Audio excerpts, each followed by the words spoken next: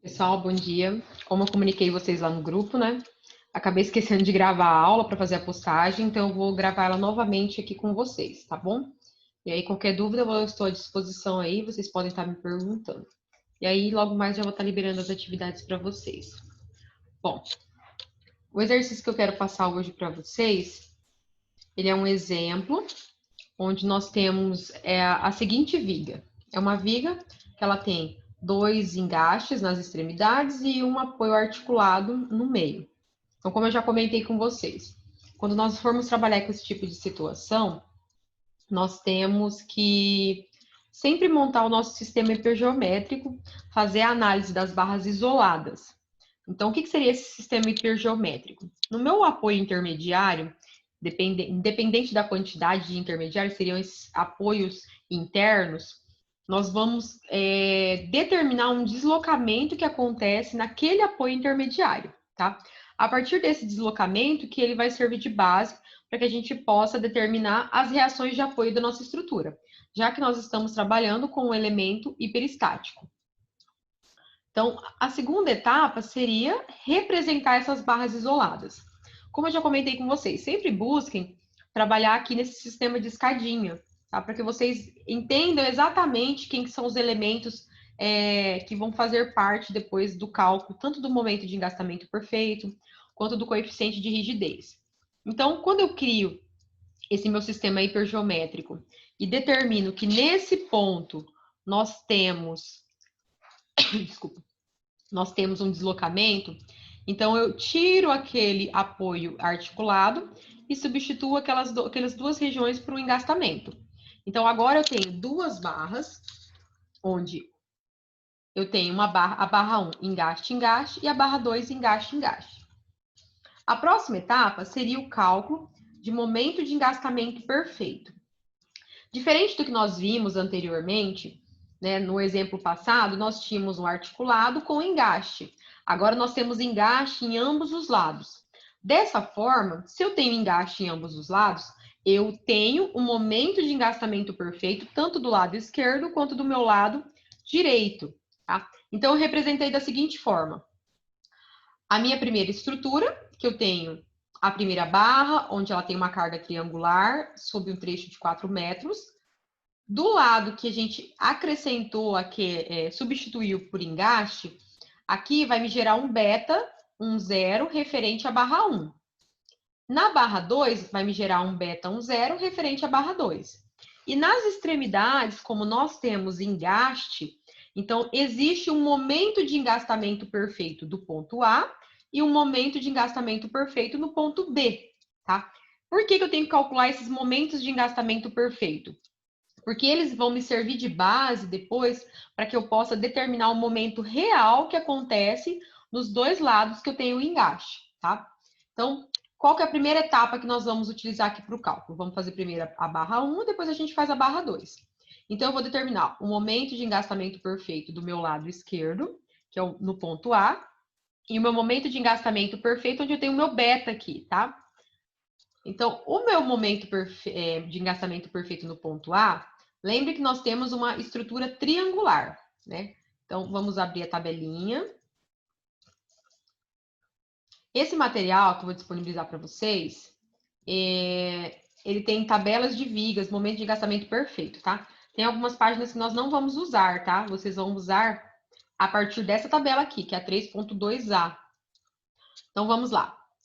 A primeira estrutura, nós temos uma carga triangular. Então, eu vou procurar o carregamento triangular e vou vir até a minha estrutura engaste, engaste.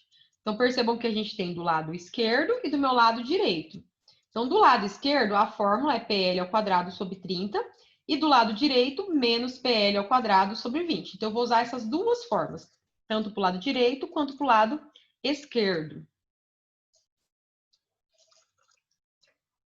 Então, no meu ponto A, como é o lado esquerdo, nós vamos usar PL ao quadrado sobre 30. Então, P é a carga, que é 30 kN por metro. O L é o comprimento da barra e o 30 da fórmula. Cheguei no valor de 16 kN vezes metro. O meu beta, ele está do lado direito. Então, nós vamos usar a fórmula menos PL ao quadrado sobre 20. Ou seja, Menos 30 vezes 4 ao quadrado sobre 20, que chegou no valor de menos 24. Agora, nós vamos fazer o mesmo procedimento para a barra 2. Percebam que, diferente da barra 1, a barra 2 ela tem dois tipos de carga. Uma carga pontual e uma carga distribuída. Tá? Então, nós temos que fazer o somatório dessas duas cargas para a gente determinar tanto o beta, referente à barra 2, quanto o momento de engastamento perfeito no meu lado D. Tá? Então, vamos lá. O meu beta, né, referente à barra 2, ele tem uma carga pontual e uma carga distribuída. Então, vamos voltar só na tabela para a gente acompanhar. Então, vamos subir até lá a carga distribuída. Então, a carga distribuída, ó, lembre que a estrutura é engaste-engaste. Para a carga distribuída, do lado esquerdo, a gente usa PL ao quadrado sobre 12. E do lado direito, menos PL ao quadrado sobre 12.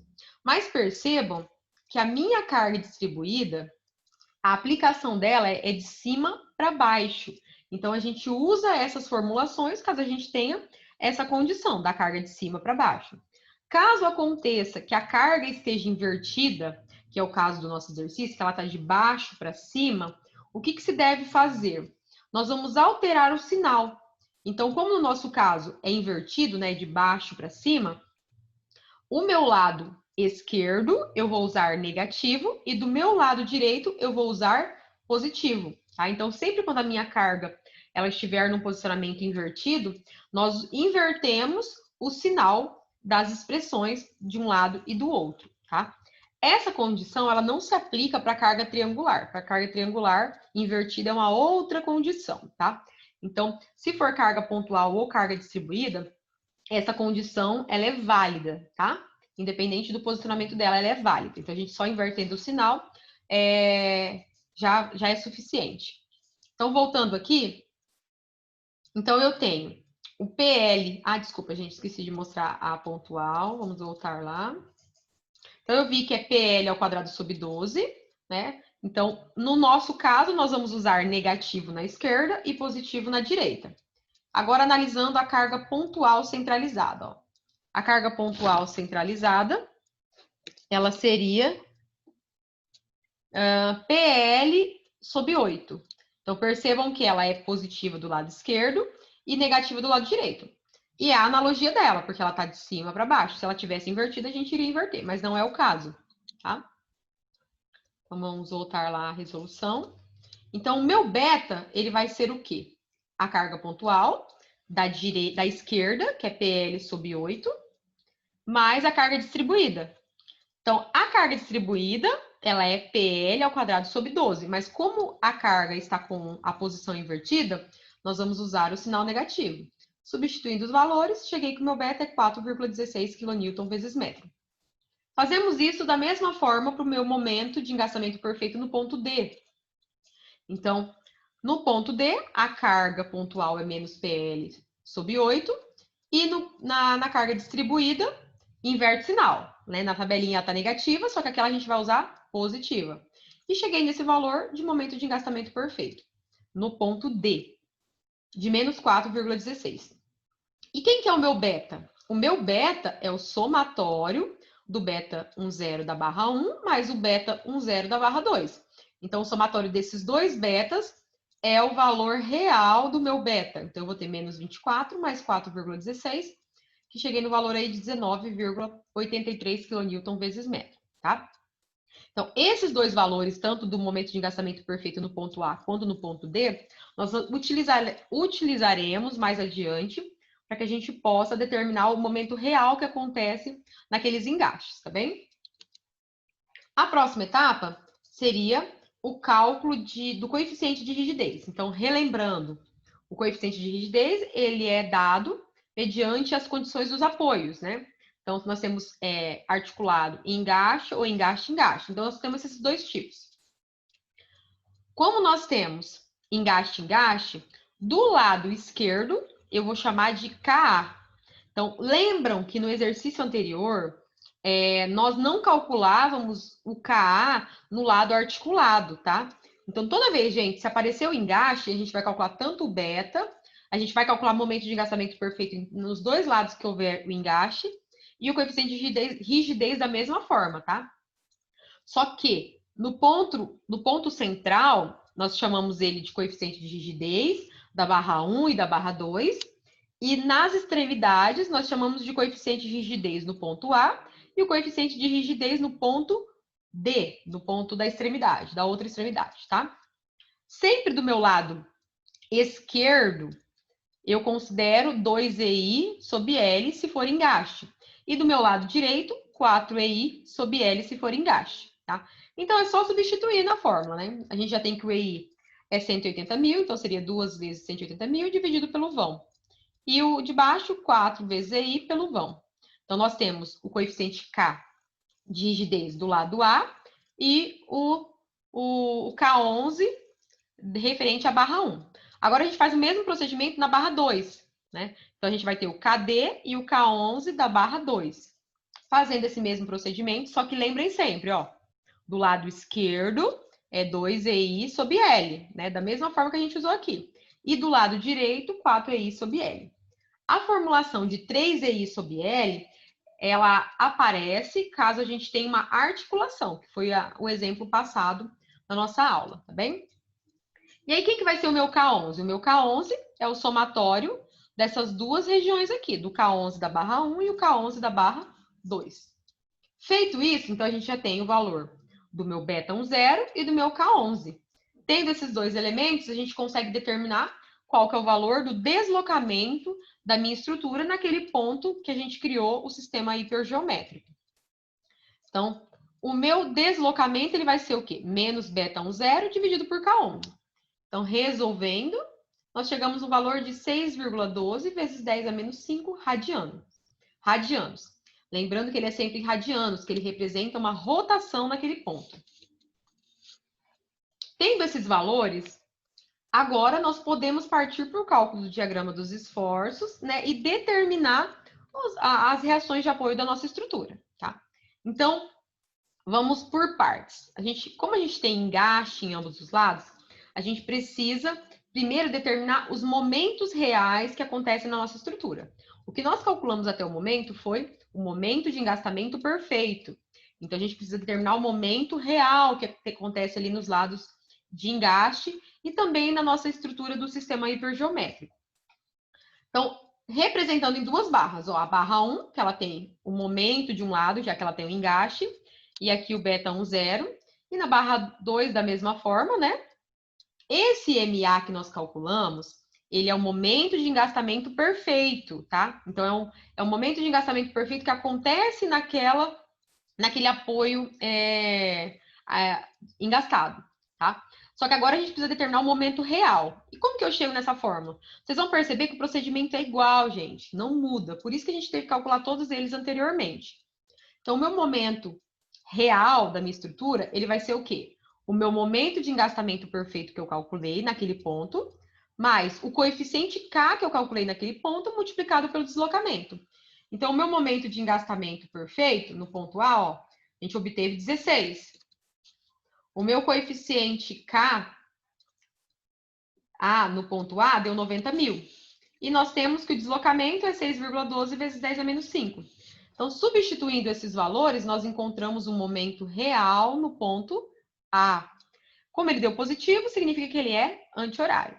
Nós vamos fazer esse procedimento para toda a estrutura, tá? Então, vamos fazer aqui primeiro no ponto D, né, que é na outra extremidade, depois a gente faz na parte central.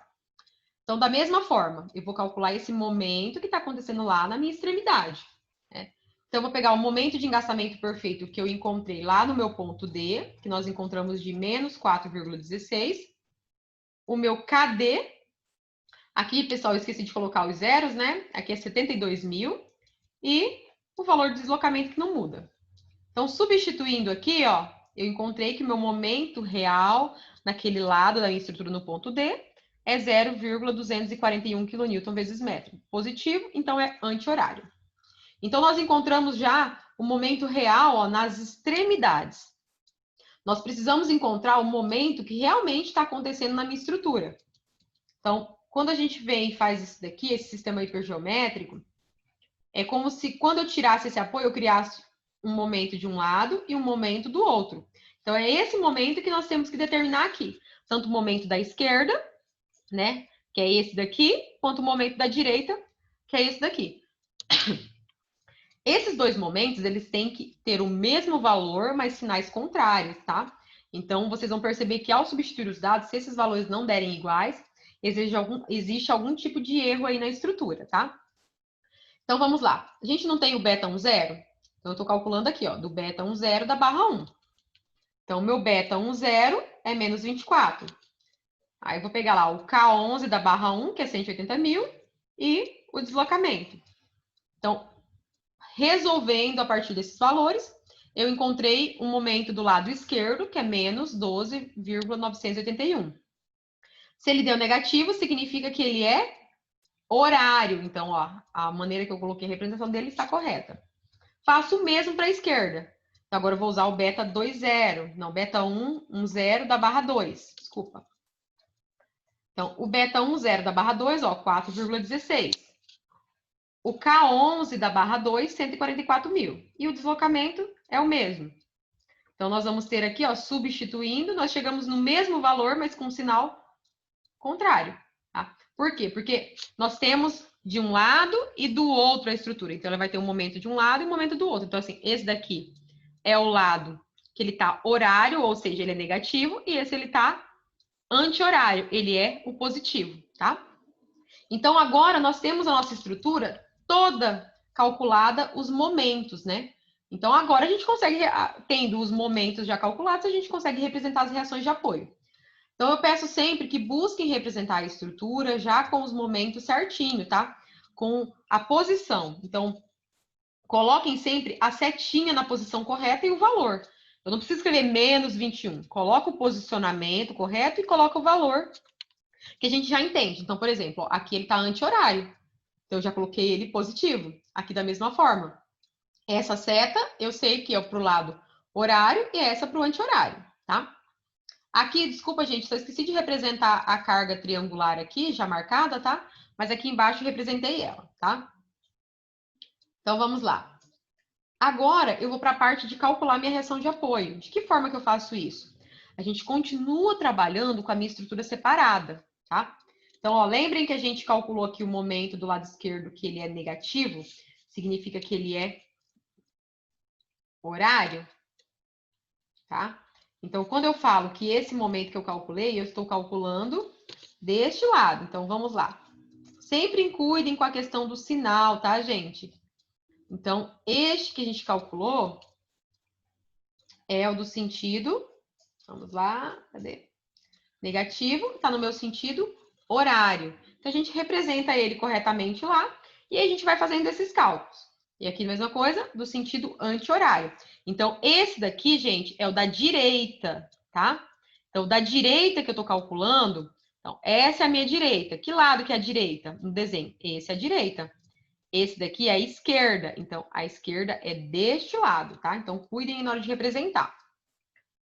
Então, quando eu olho minha estrutura, eu estou calculando esse daqui, ó. Quando eu olho essa parte da estrutura, eu estou usando esse momento. Quando eu olho essa estrutura, eu estou usando este outro momento, tá? Então, só cuidem aí na hora de representar. Aqui eu acabei colocando esquerda e direita, só que a esquerda é este e a direita é este, tá? Então, vamos lá. Mantendo ainda a estrutura separada, mas já representando os reais valores dela. Então, eu tenho esse momento de 21,509, esse de 12,981, e eu preciso determinar quem que é minhas reações de apoio, o meu VA, o meu VB e o meu VD, que é do outro lado, tá? Então, vamos por partes. Vamos fazer para a primeira estrutura, tá? Como o VB, ele é o intermediário, é o do ponto central, ele sempre vai ser o último a ser calculado, tá? Então, a gente sempre vai buscando calcular os das extremidades primeiro. Então, eu vou calcular ele aqui primeiro. Então, como que eu faço aqui? Eu busco sempre fixar o meu momento, né? Fazer o somatório de momentos naquele ponto que facilite eu calcular o que eu desejo encontrar. Então, o que eu desejo encontrar não é o VA? Então, eu fixo o somatório de momento igual a zero, né? Eu defino que o somatório de momento naquele determinado ponto é igual a zero, que é o ponto oposto ao que eu quero encontrar. Então, eu não quero encontrar o VA. Então, o ponto oposto seria o meu VB. Então, nesse ponto aqui que eu vou falar que o somatório de momentos é igual a zero, para mim poder determinar e encontrar o meu valor do VA. Então, vamos lá. Se eu fixei aqui, então tudo vai girar em torno desse ponto. Então, eu tenho aqui, ó, 21,509. Ele está girando no sentido anti-horário, então ele é positivo. O meu VA, ele vai girar no sentido horário, então ele é negativo. Ele é negativo multiplicado por um braço de 4 metros. E eu tenho essa carga aqui, esse momento, que ele está girando também no sentido horário, né, anti-horário, e ele é positivo. E eu tenho a carga triangular. Então, essa carga triangular, eu tenho que converter ela em pontual primeiro. Então, ela é uma carga de 30. Então, a carga triangular, lembrem sempre, é a carga vezes o vão dividido por 2. Então, a gente transforma ela, converte ela em pontual. Então, 30 vezes 4 dividido por 2, eu converti ela em pontual. Só que ela está a uma distância de 1/3 da extremidade, né? Então, qual que é o braço dela? O braço dela é 4/3. Então, por isso que eu fiz aqui, ó, 30 vezes 4 sobre 2, multiplicado por 4/3, que é o braço dela de giro nessa região. Resolvendo aqui, eu encontrei meu VA de 28,62. Agora, nós vamos para a segunda etapa, para encontrar o valor do meu VD. Da mesma forma, se eu quero encontrar o meu VD, eu vou fixar o ponto aqui para fazer todo o giro, né, o somatório de momentos, naquele ponto. Então, o que eu vou ter? Esse 12,981, ele está girando horário, ou seja, ele é negativo. Aí eu vou ter o 40 de carga pontual, que ele vai multiplicar por um braço de 2,5, já que o vão é 5. Então, menos 40 vezes 2,5. Aí eu tenho a carga distribuída. A carga distribuída vale 10. Ela é distribuída num trecho de 5 metros. Então, 10 vezes 5 vira 50. Então, ela se transforma numa carga pontual. E ainda nós temos que multiplicar pelo braço. Então, como ela está pegando no meio, é 50 vezes 2,5. Então, 10 vezes 5, a distribuída transformei em pontual. Vezes 2,5, que é o braço. Então, como ele está nesse sentido, ele vai girar anti-horário, ou seja, positivo. Aí eu tenho o VD, que também vai girar anti-horário, vezes o braço, então 5 VD. E somado aqui com o meu momento. Então, esse momento também está anti-horário, então ele é positivo. Resolvendo aqui, eu encontrei o valor do meu VD, tá? Que ele deu aqui menos 2,45, ou seja, ele é para baixo, essa setinha aqui, tá? Perceba que a gente já encontrou o VA e o VD. Agora falta encontrar o VB. Então, aquele apoio intermediário, onde a gente criou o sistema hipergeométrico, ele sempre vai ser o último a ser calculado, tá? Então, eu representei toda a minha estrutura aqui. Então, eu fiz a viga, com todas as cargas que eu já tenho, ó, até os momentos eu já coloquei aqui. O VA, o VD já na posição correta. Então, ó, eu usei o número e já coloquei a posição correta da setinha, para a gente não ter que usar o sinal negativo. Aqui a carga triangular, que é 30 vezes 4 sobre 2. E as duas que eu tenho, que é a pontual e a distribuída já convertida em pontual. Então, como eu preciso encontrar só o meu VB, ele é a minha única incógnita, de que forma que eu vou trabalhar isso? Eu vou fazer o somatório das forças verticais. Então, fazendo o somatório de todas as forças verticais, ó. Então, 28,62, que é positivo. O VB, que está para o lado positivo. Menos 40, que está negativo. Mais 50. Menos 2,45. Menos esse valor da carga triangular. Resolvendo isso daqui, a gente encontra o VB no valor de 23,83 kN, tá? Então, pessoal, esse exercício foi para para mostrar para vocês que quando nós temos o engaste dos dois lados, ele vai mudar um pouquinho o processo, tá? Então, nós vamos gerar um momento de engastamento perfeito nas extremidades também, e a partir desse momento de engastamento perfeito, a gente calcula o momento das extremidades. Tendo o momento das extremidades, aí que nós vamos partir para o cálculo das reações verticais que nós temos, tá? Então, seria isso para a aula de hoje, tá? Qualquer dúvida, eu fico aí à disposição para maiores esclarecimentos, tá bem? Então, até mais, pessoal!